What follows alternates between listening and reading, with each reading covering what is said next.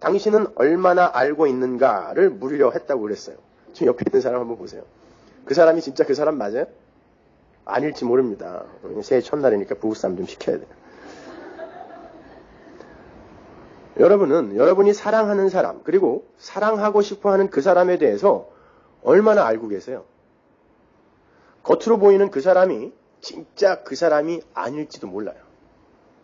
저는 개인적으로 그 영화를 보면서 우리가 사랑하고 우리가 미쳐있는 이 세상의 힘과 가치의 정체에 관해서 깊이 생각해 보게 됐습니다. 우리가 목숨 걸고 추구하고 있는 이 세상 가치와 또 그 가치로 치장하여 신이 되고 싶어하는 그 자아가 정말 우리가 사랑해도 되는 그런 것이 맞습니까? 자신 있으세요? 우리는 그걸 사랑하기 위해 전 인생을 올인하고 있잖아요. 근데 그게 우리가 사랑해도 되는 게 맞아요?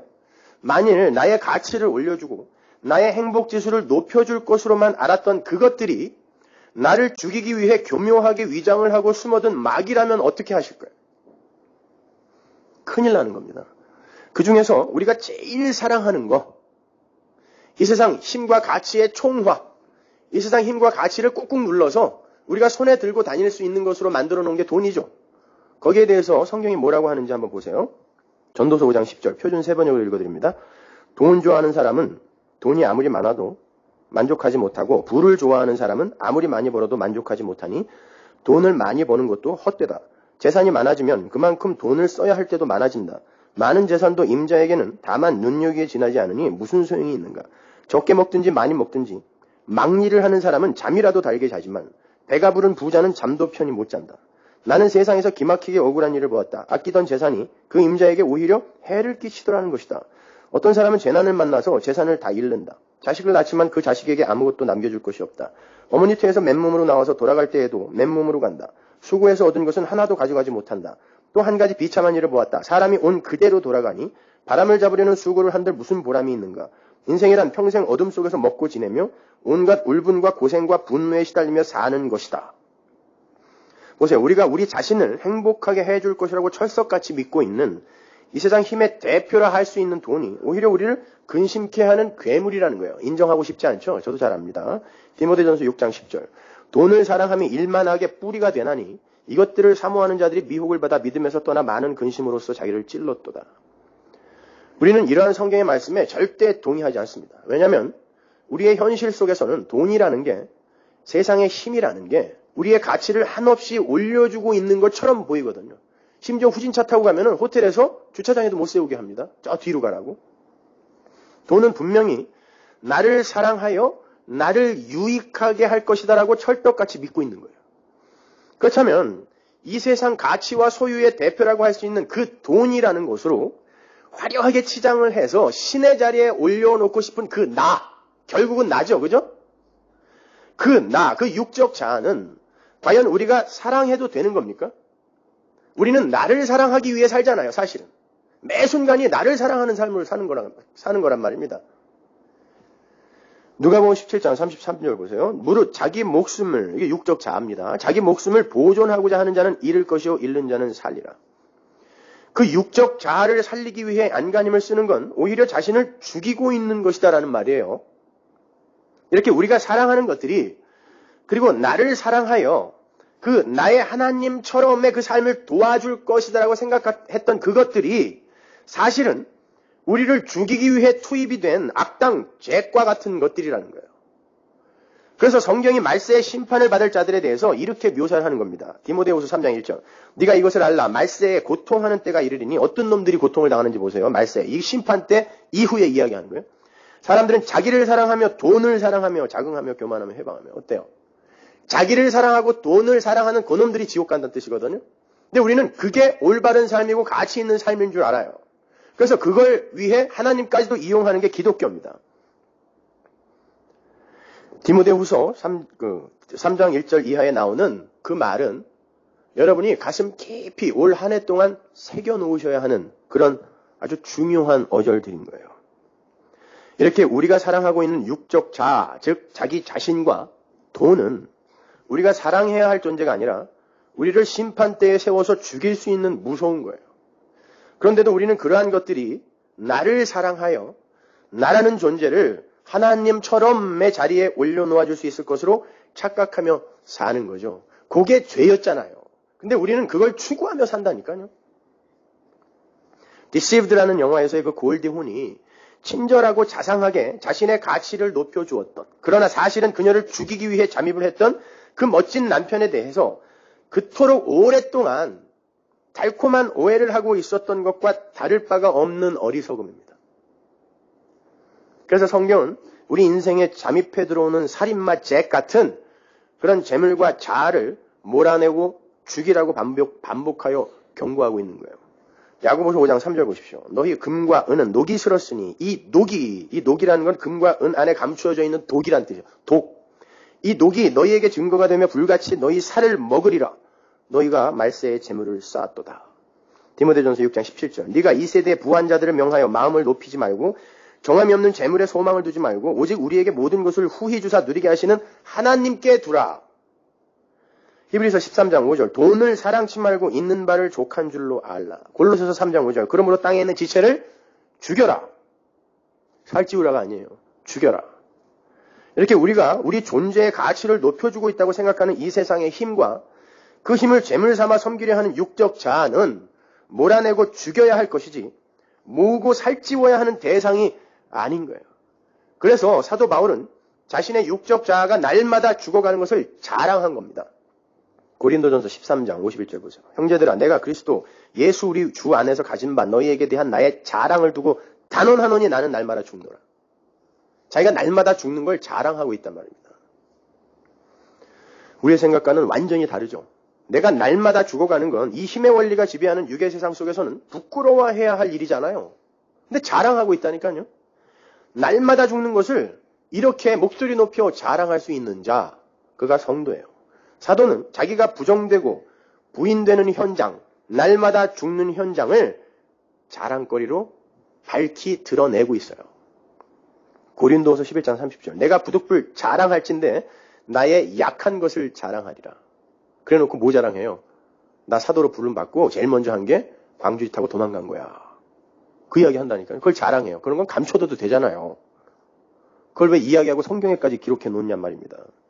사도는 약한 걸 자랑해요. 절대 강한 것을 자랑하지 않습니다. 그에게도 강함이 있었어요. 세상적인 세계관과 가치관으로 봤을 때. 그런데 그거는 부끄럽지만 이라고 가끔 어디서 인용은 하지 그걸 자랑하지 않아요.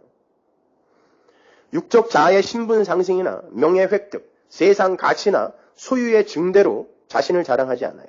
약함을 자랑해요. 세상은 소유가 늘어나고 신분이 상승되는 것을 성공이라 추켜 세우고 있는데 사도는 그 앞에서 자신의 약함으로 자랑을 하고 있단 말입니다. 그게 기독교입니다. 그런 면에서 오늘날의 기독교 전도는 너무 솔직하지 못해요. 제가 보기에는 그냥 호객행위를 하는 삐끼기들 같아요. 아닙니까? 어떻게 해서든지 손님을 예배당 안으로 그냥 끌어들이려고 눈알이 벌게 가지고 사기들 치고 있는 거죠. 가면은 이쁜 아가씨들이 있어요. 이거 사기예요. 삐끼들이 아주 잘 쓰는. 어떻게 아는지는 이야기하지 마세요. 예수 믿으면 부자 된다. 예수 믿으면 강해진다. 예수 믿으면 만사 형통이다. 등등의 감언이설로 기독교의 본질을 왜곡시켜서 배나 지옥 자식이 되게 만드는 거예요. 그렇다면 우리가 이 세상에서 진정으로 사랑해야 하고 신뢰해야 하는 것 뭘까요? 그건요. 성경에 명확히 나오죠. 누가복음 10장 25절. 어떤 율법사가 일어나 예수를 시험하여 가로되 선생님 내가 무엇을 하여야 영생을 얻으리까? 예수께서 이르시되 율법에 무엇이라 기록되었으며 내가 어떻게 읽느냐? 대답하여 가로되 네 마음을 다하며 목숨을 다하며 힘을 다하며 뜻을 다하여 주 너의 하나님을 사랑하고 또한 네 이웃을 네 몸과 같이 사랑하라 하였나이다. 예수께서 이르시되 네 대답이 옳도다. 이를 행하라. 그러면 살리라 하시니. 참 속으로 누가 몰라요? 지금 그러고 계시죠. 누가 몰라요? 하나님과 이웃을 사랑하라는 거? 그거 누가 모릅니까? 안 돼서 문제죠. 그죠? 우리가 영생을 얻기 위해서 진정한 복, 진정한 삶을 얻기 위해서 사랑해야 할 것은 돈이나 재물, 또 신이 되고 싶어하는 나라는 육적 자아가 아니라 하나님과 이웃이에요. 왜냐하면 그 하나님과 이웃만 진짜 나를 사랑해 주기 때문에 그래요. 나머지는 전부 사기치고 있는 거예요. 나를 사랑해 주는 척 다가와서 결국 나를 심판대에 세울 것들이에요. 그것 이외에 다, 모든 것이 다. 그런데 사실 우리는 나가 아닌 이웃이나 이 세상 권세가 아닌 하나님에 관해서 별로 관심이 없습니다. 근데 하나님과 이웃을 사랑하지 못하면 영생을 얻을 수가 없다는 거예요. 그래서 그 밑에 바로 선한 사마리아인의 비유가 붙어 있는 거예요. 거기에 대해서는 여러분 이제 잘 아시죠? 선한 사마리아인의 비유가 뭐라 그랬어요? 내가 사랑할게요. 누가 내 이웃입니까? 라고 율법사가 묻자 예수님이 이 이야기를 붙여서 뭘 가르치신 거예요? 누가 강도 만난 자의 이웃이냐라고 물었잖아요. 그러니까 너는 누구를 사랑해서 영생을 얻을 수 있는 자가 아니라 넌 강도 만난 자야.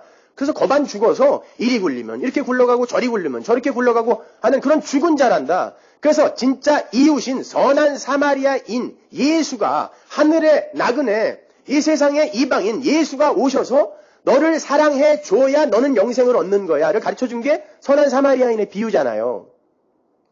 그러니까 주 너의 하나님을 목숨 걸고 사랑하고 네 이웃을 네 몸처럼 목숨 걸어 사랑한 이가 누구예요? 예수란 말입니다. 그러니까 그 명령은 우리에게 지키라고 준 게 아니라 예수가 바로 네 이웃이 그렇게 되었으니까 그를 믿어라 라는 뜻인 거예요.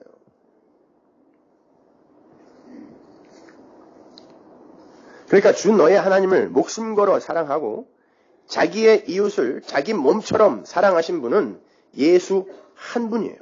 예수님이 자신의 목숨을 걸어서 죽기까지 하나님 아버지를 사랑하셨고 빌립보서 말씀처럼 자기를 십자가에 못 박은 원수들을 목숨 바쳐 건져내셔서 당신의 이웃으로 삼아버린 거잖아요. 그래서 제가 하나님과 그 이웃, 우리의 이웃은 예수밖에 없어요. 그 이웃만이 진짜 나를 사랑해 주시는 분이다라고 이야기한 거예요.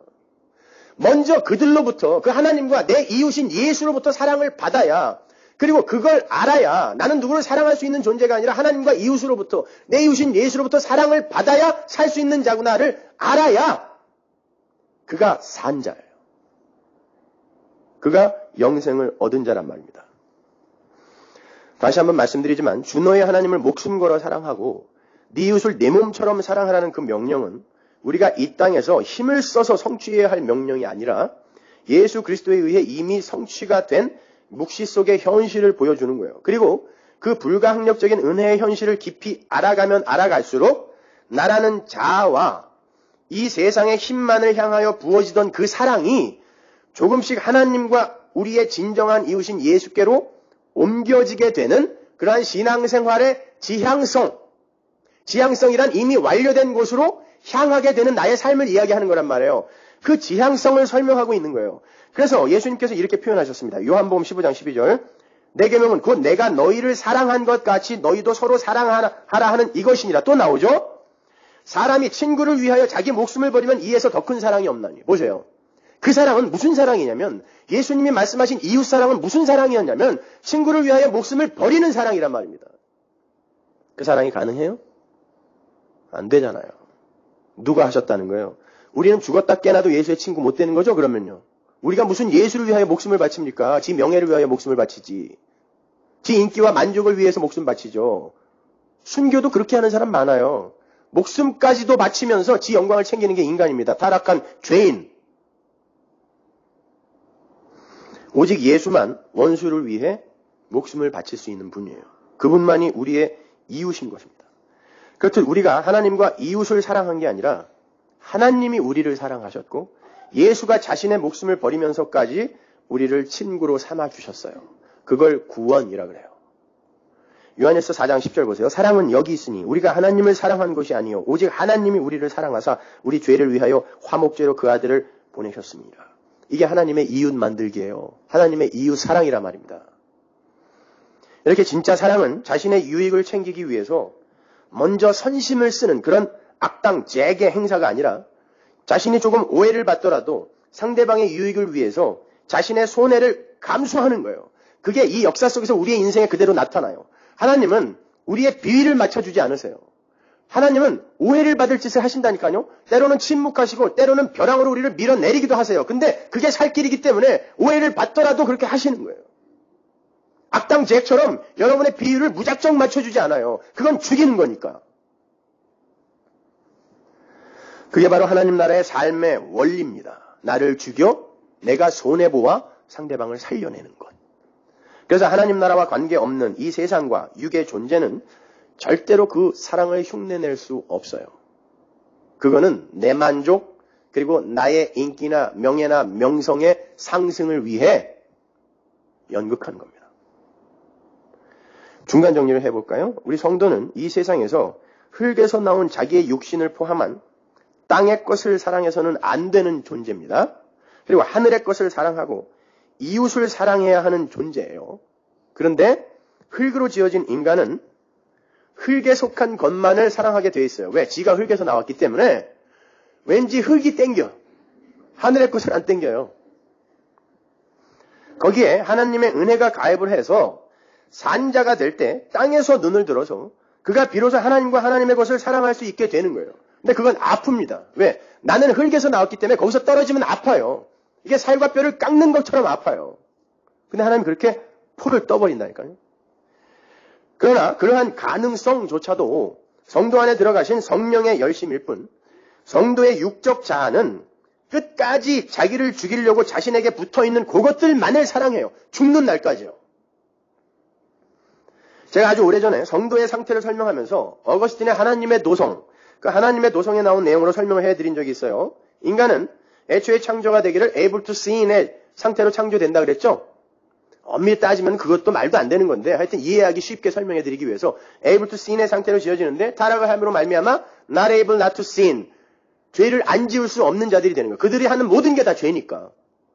근데 그 중에 어떤 선택된 무리들에게 성령이 들어가심으로 말미암아 able not to sin, 죄를 안 지을 수도 있는 상태가 된다 그랬죠. 이게 성도의 상태라고 그랬어요. 근데 오해하지 마세요. 그게 우리 육적 자아가 그렇게 변했다는 게 아니라 내 안에 들어온 성령으로 말미암아 이제 내 안에서 죄 아닌 것이 나올 수도 있는 상태가 되었다는 그런 뜻이에요.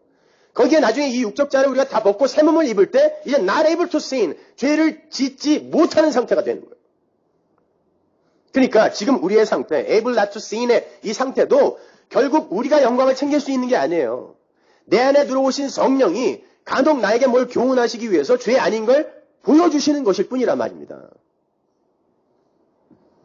따라서 성도는 이 세상에서 죄를 짓지 말아야지라는 그런 의지의 결단을 하기에 앞서서 하나님의 은혜, 즉 하나님의 사랑을 먼저 입고 그 현실을 깨달아야 돼요.